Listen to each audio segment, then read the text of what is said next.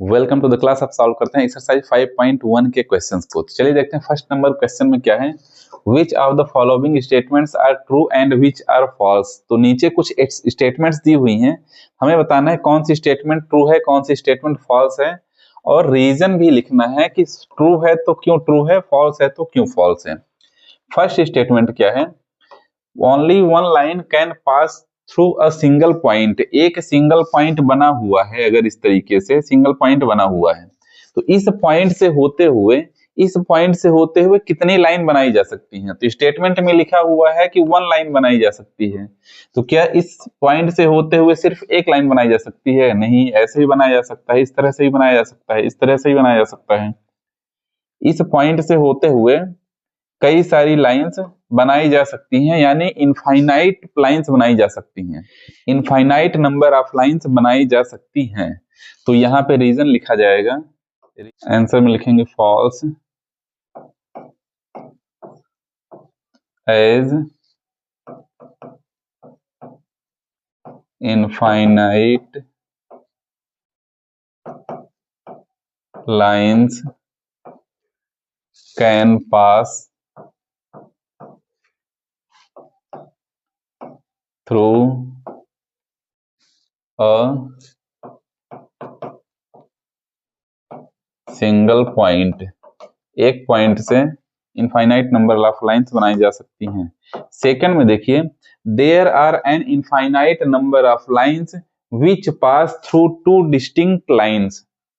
तो दो डिस्टिंक्ट मतलब होता है अलग अलग पॉइंट। तो दो अलग अलग पॉइंट यदि हैं, किस तरीके से, इस तरीके से अगर दो अलग अलग पॉइंट हैं, इस तरीके से अगर दो अलग अलग पॉइंट है तो इन दोनों पॉइंट से होते हुए, इन दोनों पॉइंट को मिलाते हुए सिर्फ और सिर्फ एक लाइन बनाई जा सकती है। तो यह स्टेटमेंट फॉल्स होगा। तो यहाँ पे मैं लिख देता हूं फॉल्स स्टेटमेंट है, क्योंकि as only one line can pass through two distinct points.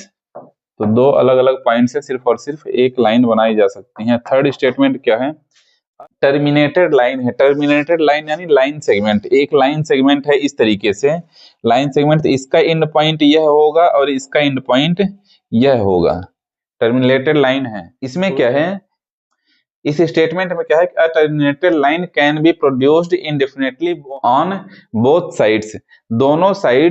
दोनों साइड्स इसे प्रोड्यूस किया जा सकता है। तो बिल्कुल इसे आगे इस तरीके से प्रोड्यूस किया जा सकता है, और दोनों साइड, आगे साइड भी और पीछे साइड भी इसे प्रोड्यूस करा जा सकता है, प्रोड्यूस किया जा सकता है। तो यहाँ पे लिखा जाएगा ट्रू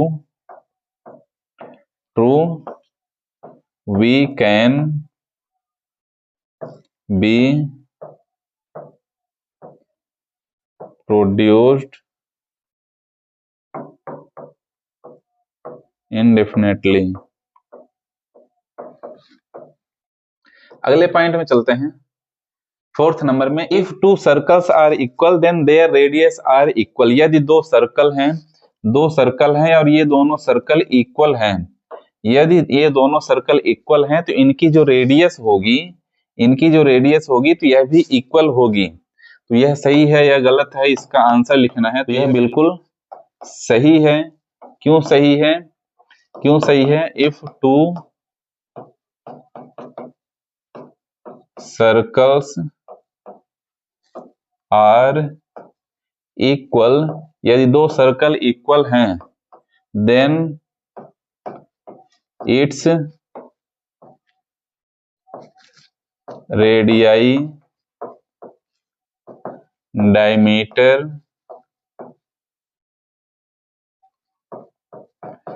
सर्क्यूम्फ्रेंस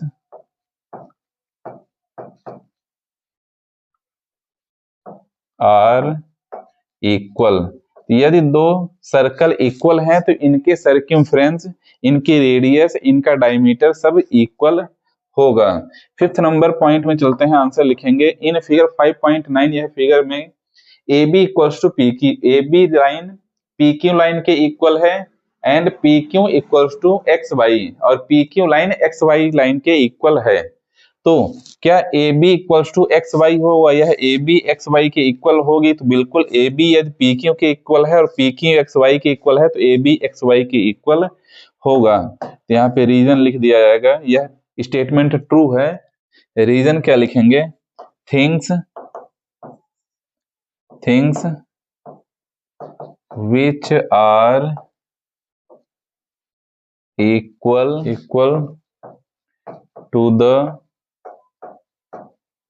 same thing